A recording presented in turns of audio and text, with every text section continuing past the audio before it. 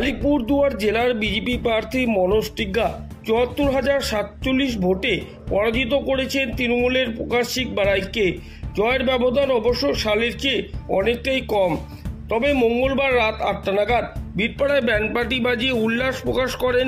রাস্তায় নেমে পড়েন বিজেপি নেতা কর্মীরা, একে অপরকে আবির মাখিয়ে দেন। ঘটনা হলো, এদিন মনোজের সঙ্গে আলিপুরদুয়ারে গিয়েছিলেন বীরপাড়ার বিজেপি নেতাকর্মী অনেকেই।